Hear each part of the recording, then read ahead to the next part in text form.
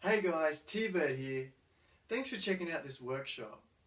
Today I'm going to be sharing some thoughts on creating dynamics and how my strat relates to that. I'm also going to show you a string skipping exercise that I've personally found really helpful and a musical idea I've been working on. But first I want to talk about how I use the different pickups in my guitar to help create dynamics in a song. Now what do I mean by that? So instead of just relying on adding more gain to your sound, think about how you can use your pickups and a combination of plucking and strumming and their intensity to create dynamics. For example, you could use your middle pickup or your neck bridge combination for the intro and have it quite bright. Then switch to the neck pickup for the verse and roll off the tone a bit so it's darker, creating that dynamic. Then in the pre-chorus, add some of that brightness back in and maybe your first gain stage. Then building into the chorus, you could go back to your middle pickup, then switch to your bridge pickup once you get to the chorus. Here's an example of that.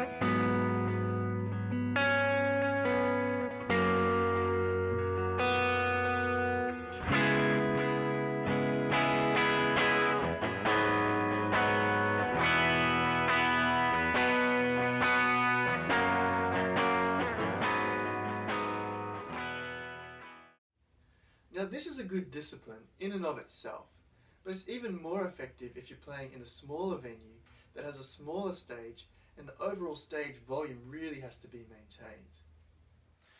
Now we all know that tube amps sound best loud, but we need to remember that we're just a part of the bigger picture and there's only probably going to be a handful of people that are going to actually notice if our amp's running on 2 instead of 5. Okay, so this is the string skipping exercise that I like to do. It makes no melodic sense whatsoever. In fact, it basically sounds like a computer malfunctioning. But it's great for improving accuracy and coordination between your right and your left hands. It goes like this.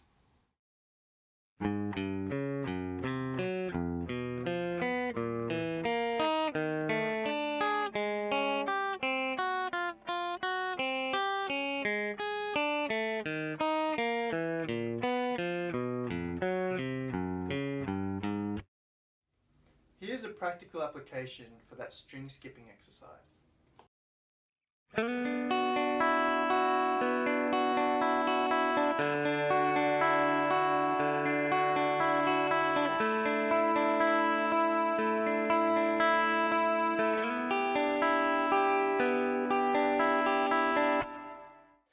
I'd just like to add a side note to this exercise or any other exercises you find yourself doing, or even just it's really good to think about this while you're playing.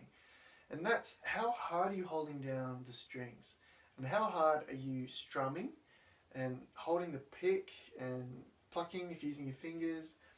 And if you can think about if it's 10% being your lightest, most gentle touch you can imagine, to all the way through to 100% where you're almost going to break the neck off or, you know, break all your strings at once. Like, try to be thinking about, like, obviously at a higher intensity you're going to be playing 70, 80, maybe 90% because you don't be going like 100% the whole time. But it's really effective, and if you're coming up to a part that's maybe requires 20%, try to be thinking about that is how you play that 20% and how you play that intensity so it's 20%, if that makes sense. Because you don't be playing a part that needs 20% at 50%, or the other way around. It's not going to be communicated as effectively. It's just something to think about.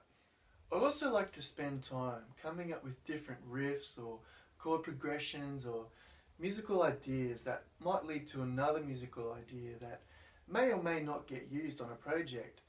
But that's not the point. The point is that we're spending time improving our creative ability and momentum so that our best is getting better, and then we can bring something that's going to be fresh and help create moments and ultimately point people towards God, and that's part of what I believe we're called to do.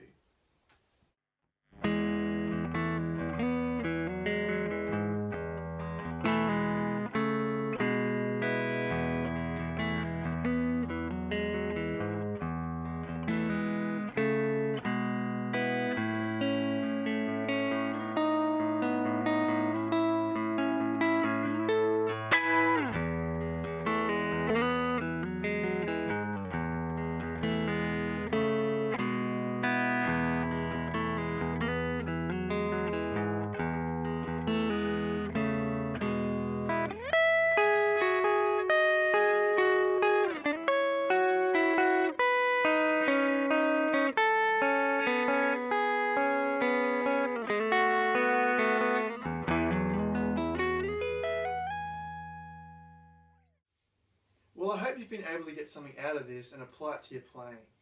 I'd love to hear your feedback or any questions you may have. You can contact me at this email address. Talk soon.